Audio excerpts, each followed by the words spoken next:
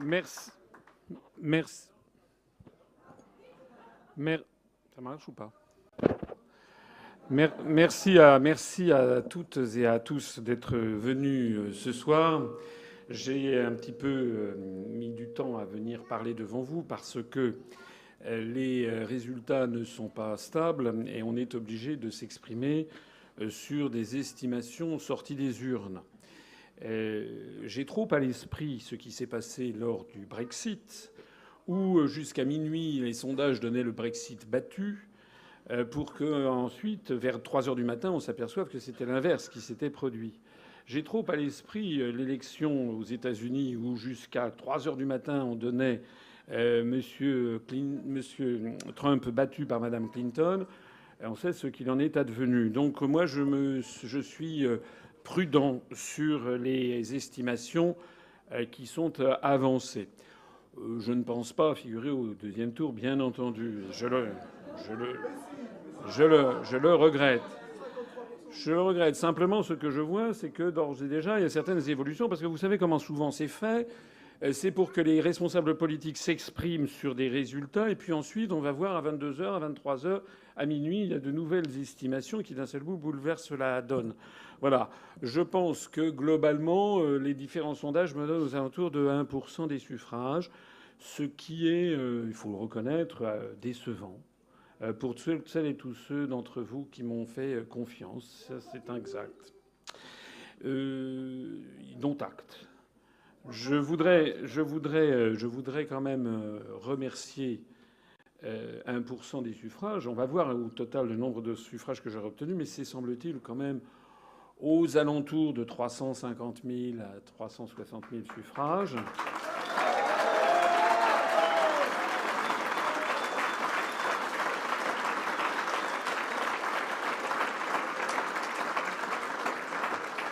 Ce qui représente quand même un doublement à peu près toujours encore une fois, si les estimations actuellement disponibles sont exactes et sont confirmées par les événements, ça représentera quand même un doublement du nombre de nos suffrages par rapport aux élections régionales de décembre 2015.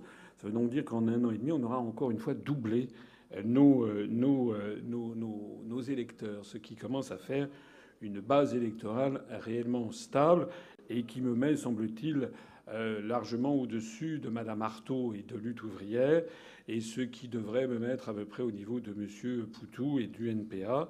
Tout ceci, ce sont quand même des éléments de confort qui doivent confirmer que nous avons progressé.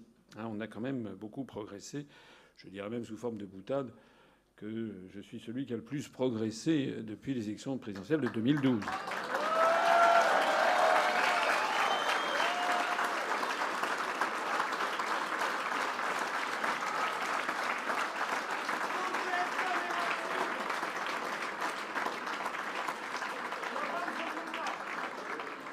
Je voudrais rappeler quand même dans quelles conditions d'adversité extrême nous sommes battus.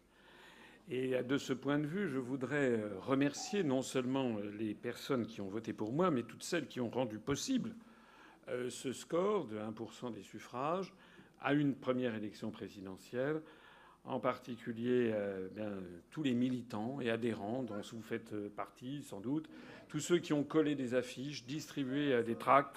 Un immense merci à vous tous.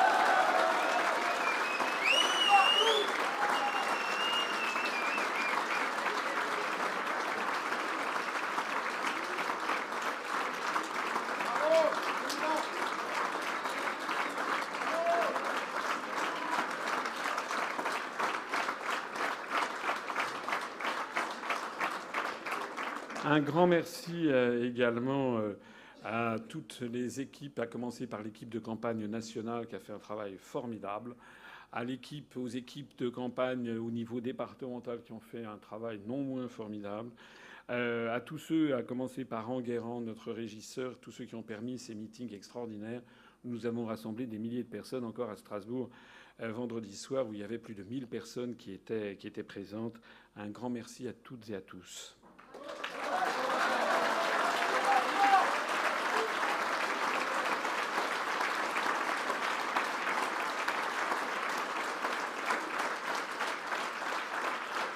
Alors je le disais, nous avons été contraints de nous battre dans des conditions d'extrême adversité, puisque en réalité, j'ai créé un parti politique il y a un peu plus de 10 ans. Pendant 9 ans et 11 mois et 15 jours, je n'ai eu quasiment aucune couverture médiatique.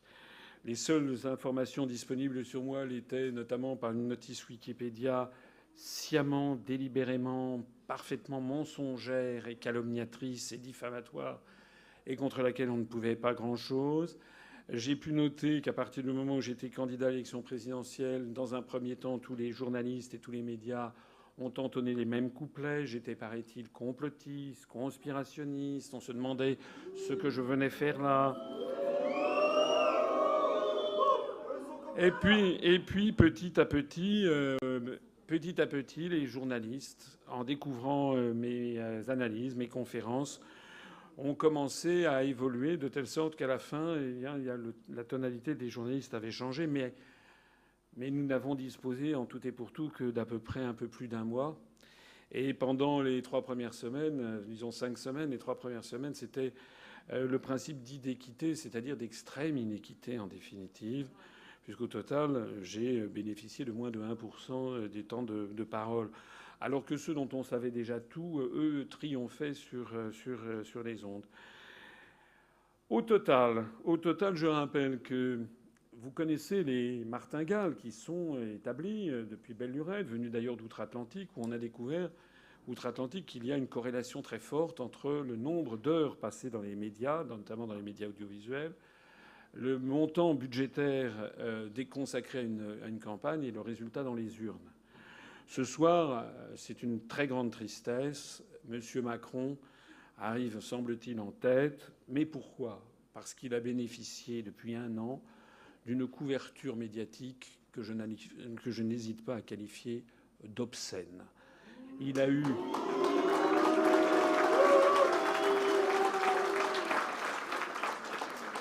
Monsieur Macron, dont je maintiens qu'il est une marionnette de l'oligarchie financière, est en fait poussé par des puissances d'argent qui ont monopolisé l'ensemble des médias à son bénéfice. Pendant de nombreuses semaines, il avait droit à 25, 30, 35% du temps de parole, mais sur des mois et des mois et des mois.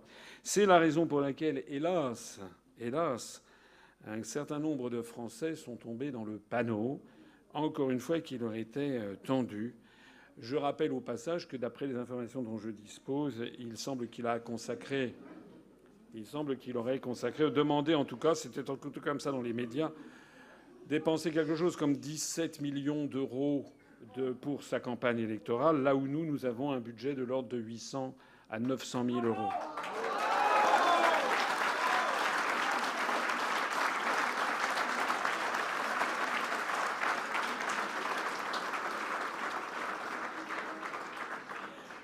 En fait, la situation qui se dégage de ce premier tour est une situation assez calamiteuse. En tout cas, le paysage politique français, mine de rien, est en train d'être détruit. La deuxième chose, après l'arrivée en tête de M. Macron qui apparaît, la deuxième chose, c'est que les partis, les Républicains d'un côté et le Parti socialiste de l'autre, sont détruits ce soir, détruits complètement. Parti socialiste sombre dans la... Si j'ai bien compris, M. Hamon va faire 6 fois seulement, le candidat officiel du Parti socialiste ne va faire que 6 fois plus de voix que moi. J'aurais aimé disposer d'un 6e dès la couverture médiatique dont a bénéficié le Parti socialiste depuis un an. Quant aux Républicains, même si M. Fillon est maintenant donné dans les sondages en 3e position devant M. Mélenchon qui est en 4e position, il est quand même loin des 2 premiers, c'est-à-dire de M. Macron et de Mme Le Pen. Le paysage politique français est détruit. Nous allons assister, en fait, à la réédition de la même tragédie grecque que la France subit depuis maintenant plus de 30 ans. D'ores et déjà, j'entendais à la radio M. Fillon, M. Hamon, M. Xavier Bertrand, M. Raffarin, Madame Kosciusko-Morizet, Monsieur Pierre Laurent appellent à voter pour Macron.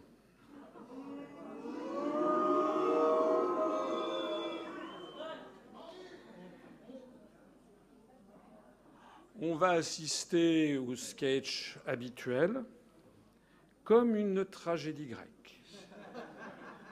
Tous les ingrédients sont mis en ligne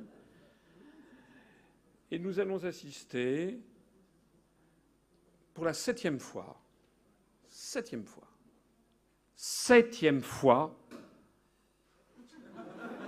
à la défaite d'un membre de la famille Le Pen.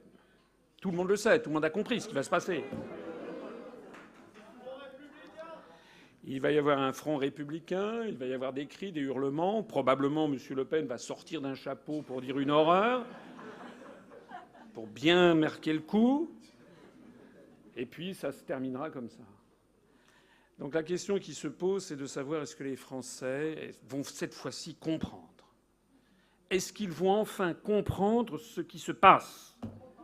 Est-ce qu'ils vont comprendre ce qui se passe ou est-ce qu'ils vont comprendre... Vous savez ce qui va se passer, ce que je crains ? C'est que les électeurs de Mme Le Pen nous disent « ça sera bon la prochaine fois ». Pour la 8e fois. Parce qu'ils nous l'ont fait à chaque fois. En réalité, c'est une guerre qui est livrée au peuple français, une guerre de la manipulation de l'information, une guerre de la manipulation des médias.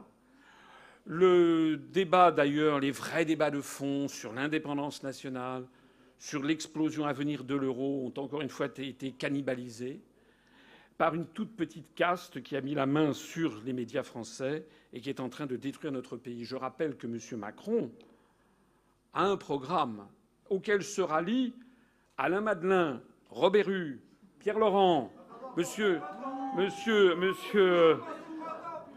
Fillon, Monsieur Juppé aussi, Monsieur Bayrou, Monsieur Hamon, etc. Ce programme, je l'ai présenté à la presse de nombreuses fois. Jamais ils ne l'ont rappelé.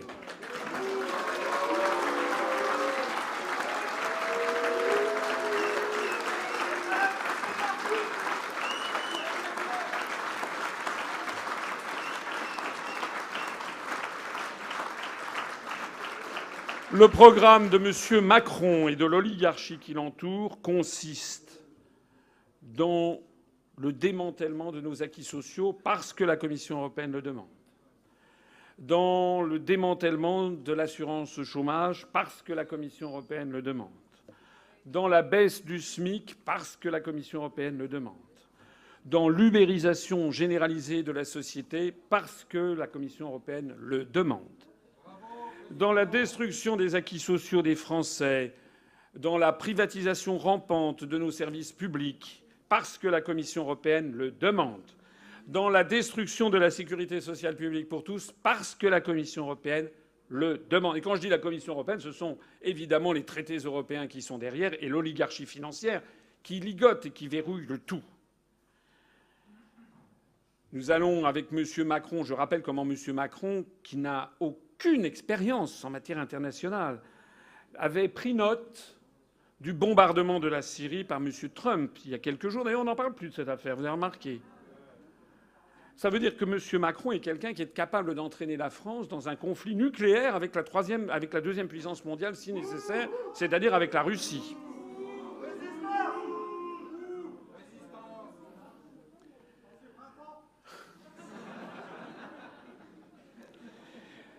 La situation est donc malheureusement très grave.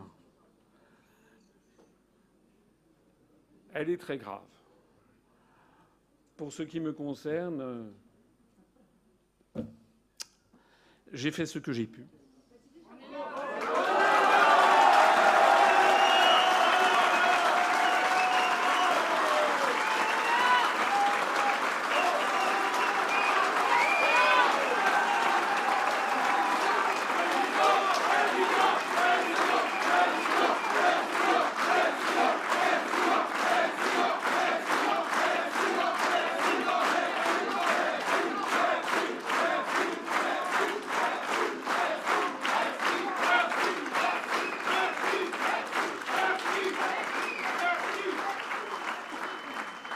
J'espère que tout simplement le temps va faire son œuvre. En fait, j'ai donné.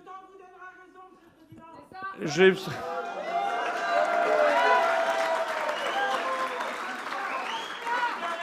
Je voyais tout à l'heure les.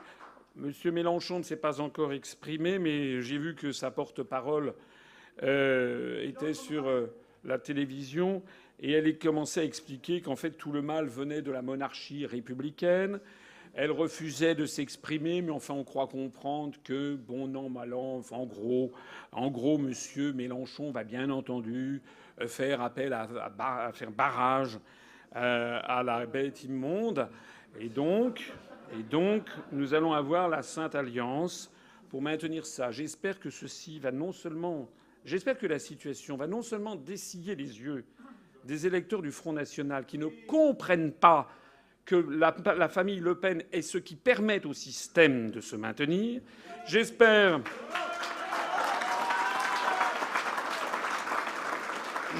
que cette situation va également dessiller les yeux des gens qui ont fait confiance à M.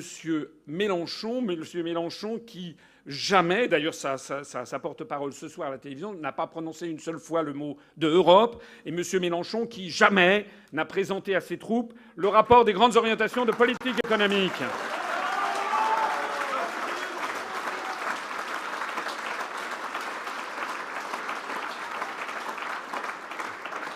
Je vous invite à ne pas baisser les bras. Je vous invite à bien comprendre que nous avons quand même, semble-t-il, multiplié par 2, encore une fois, nos électeurs en 1 an et demi, c'est-à-dire que nous sommes en forte croissance en dépit de tout. Je vous invite à bien comprendre que des millions de Français ont fait ma découverte et celle du mouvement politique et celle des analyses, et qu'il y a, vous le savez bien d'ailleurs, un temps de latence, un temps de gestation pour comprendre. Je note d'ailleurs que depuis que les sondages et puis les premiers résultats sont tombés à 20 h, nous avons fait 25 nouvelles adhésions. J'en profite d'ailleurs au passage.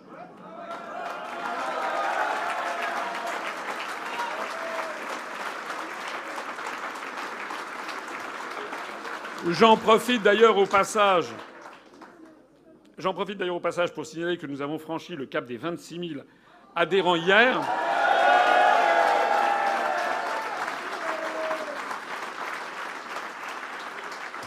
Et surtout, je vous appelle à vous mobiliser, parce qu'il ne faut pas baisser la mobilisation, il faut continuer la mobilisation pour les élections législatives qui arrivent. Nous allons présenter des candidats dans les 577 circonscriptions. J'espère que aucun brave qui a été investi ne va vouloir baisser les bras parce que nous avons une petite déception. De toute façon, avec 1 % des suffrages au niveau national, nous sommes assurés de dépasser le stade fatidique des 50 candidats dans des circonscriptions avec 1 % ayant dépassé 1 % des suffrages. Donc il faut absolument se mobiliser parce que nous aurons ensuite des moyens financiers très importants si nous nous présentons aux élections législatives. Ça paraît un petit peu bas de gamme ce que je vais dire, et pourtant c'est quand même important, puisque actuellement nous avons 0 € d'argent public, 0 € d'endettement financier. Mais si nous nous présentons aux élections législatives, et si nous faisons déjà le même score qu'à la présidentielle, mais cette fois-ci aux législatives, on peut espérer avoir 600 000 € de financement public chaque année, ce qui sera évidemment, ça changera tout, puisque ça va permettre de renforcer encore notre mouvement politique. Mais au-delà de l'argent, ce qui est important, c'est que, je crois, nous détenons la vérité, de bonnes analyses.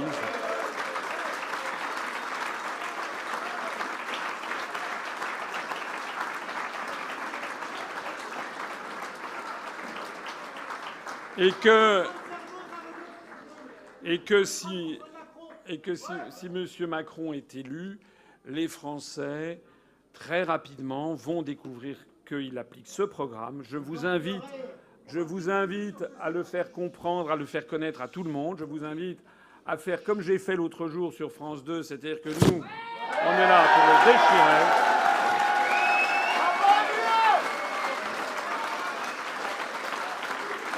Parce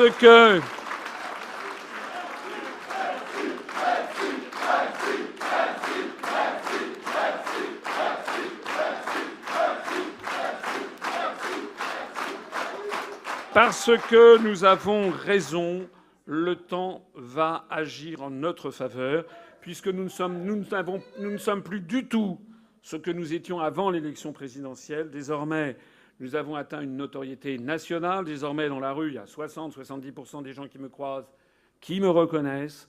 Et donc, ça veut dire que des millions de personnes, en ce moment, sont en train de découvrir nos analyses. C'est ça qu'il faut comprendre. Et je suis absolument convaincu que nous allons pouvoir améliorer notre score aux élections législatives, parce qu'il faut avouer qu'une des raisons pour lesquelles nous avons ce résultat décevant, c'est parce qu'un certain nombre de Français ont cru voter utile. Ils se sont dit nous avons fait l'objet de campagnes constantes. Moi, j'ai vu des gens qui disaient mais de toute façon, vous allez faire 0,5, donc je vais voter utile, je vais voter pour Mélenchon. Voilà. Je vais voter pour un tel ou un tel. En réalité, c'était pas utile, c'était totalement inutile. Aux élections législatives, le même réflexe n'aura pas lieu, donc je pense que nous allons développer encore nos voix. Et puis surtout, ce qui est en train de se passer en ce moment, c'est que les Français, de plus en plus nombreux, commencent à découvrir de façon de plus en plus approfondie nos analyses. Rappelez-vous, toutes celles et tous ceux d'entre vous, très peu ont été ceux qui ont été convaincus en 15 jours. C'était 15 jours dont on a disposé, en fait. Et tout le monde n'a pas la volonté d'aller se renseigner. Mais désormais, ce sont des millions de personnes qui ont découvert nos analyses. Et parmi elles, des centaines de milliers de personnes qui vont aller se renseigner dans les semaines, les mois, les semestres qui viennent. Ça sera ici ma conclusion. Je voudrais dire que, pour ce qui me concerne, je ne donnerai aucune consigne de vote.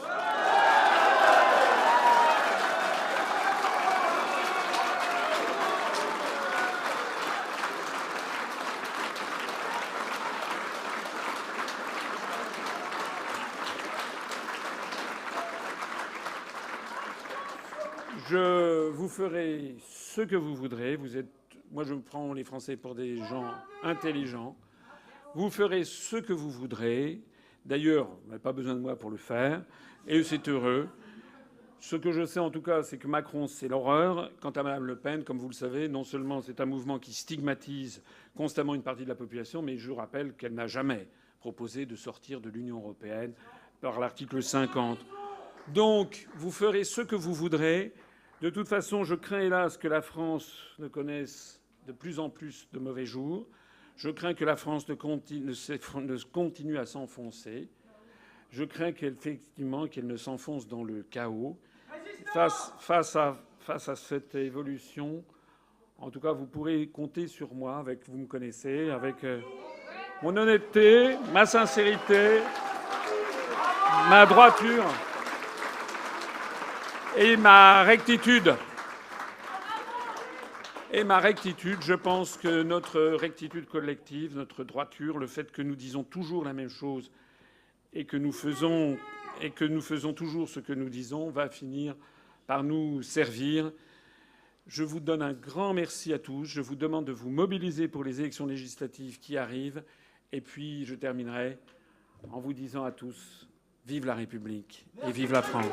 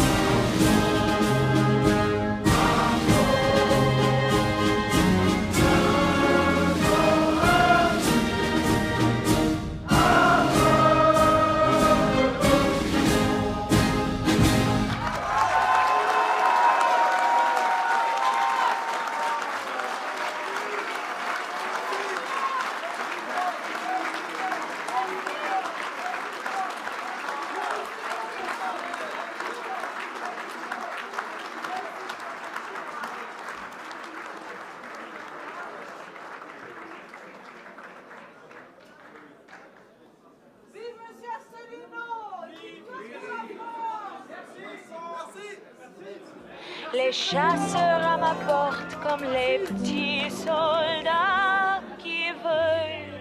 Retrouvez nos analyses, nos propositions, adhérez ou faites un don sur upr.fr. Retrouvez-nous aussi sur Facebook pour partager des idées et participer au direct. Twitter pour suivre les réactions de François Asselineau au jour le jour. YouTube pour ne rater aucune de nos vidéos. Pour nous aider à rétablir la démocratie, poussez-nous, abonnez-vous, partagez.